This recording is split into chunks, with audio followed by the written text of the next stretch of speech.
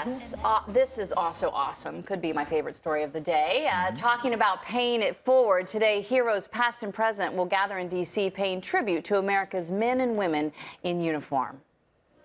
An honor flight of World War II and Korean War veterans from South Carolina just landed at Reagan National Airport in D.C. They're going to get a tour of the city's military memorials from a man they inspired, who is now inspiring others. Bob Barnard's live at Reagan National Airport with all of the details for us this morning. Bob, good morning. Hey, good morning, Stephen, guys. We're expecting some of the last of these World War II and Korean War veterans to come off this American airline flight from Columbia, South Carolina. We just saw several dozen come off. There are actually 60 World War II veterans and 36 Korean War veterans. There's been a band here playing, and the first group was able to walk off. These guys are coming in on wheelchairs, and they're being accompanied by a young gentleman right here who is Kyle Carpenter. He is a Medal of Honor recipient from Afghanistan. And let me see if we could grab him. People are saying hello and congratulating him. Maybe we'll walk with him as he follows one of these World War II veterans. Kyle, we're the Fox 5 TV crew live. How are you, sir? Tell me, when you see this reception, what do you make of it? Oh, it's amazing. I mean, just great Americans trying to give back. I mean, you really can't put it into words. These guys saved the world, and we all should be indebted to them forever. And they're just they're incredible Americans. Amazing. 70 years later, they're still behind. Here's a couple of more guys. World War II veterans, 70 years later. You're a veteran of the Afghanistan War. Perhaps 70 years from now, future generations will be honoring you. What do you think of that? You know, I hope so. But, you know, right now I just wanted to come and say thank you to these guys that gave so much. And we should always remember our history. And remember to thank those that helped us get to where we are today. They seem to inspire you in a way. And do they inspire the current men and women who serve? Oh, absolutely. What these men and women went through, you know, through my time in the Marine Corps,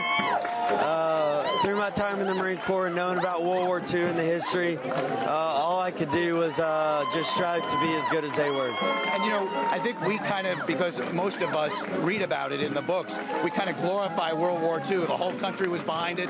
But war is war. I mean, and you experienced in Afghanistan. It is brutal. It is deadly. It is ugly. It's vicious. And these guys survived it and lived lives and raised children and grandchildren. Yeah, the greatest generation. I mean, from what they went through overseas to coming back here, just the struggle and the hardship of leaving that, and really just coming home from the war and going back to wherever they were from across the country, maybe not having a support network. And you're right, working hard, manual labor jobs, and just really bringing this country up and bringing us back from that low but incredible point in our history to where, you know, this incredible generation saved the world and made this country help to get to where we are today. Last thing, I'm curious, how has the reception been for you and your colleagues? I know suicide rates are high from our former military, our newest former military. You being a Medal of Honor recipient, you get, you know, greeted, I'm sure, with a lot of respect. Overall, briefly, how has it been for these newest vets? In school? No, just in the Afghanistan and Iraq War veterans. Are they being greeted with the same respect, in your opinion? Oh, yeah. I mean, my community, South Carolina, everywhere I've been throughout the country has just been very appreciative of me and my family and my service. And I just, you know, would always like taking the opportunity to say thank you, because as far as an Iraq and Afghanistan veteran, I mean, this country has been just truly amazing and supportive to our military. Thank you, Kyle. Good luck. Enjoy your stay here. Right? Thank you very much. Kyle just finished his second year at the University of South Carolina. Look at this. Hundreds of people here at the airport greeting these war veterans home, those who served in World War II and Korea, guys.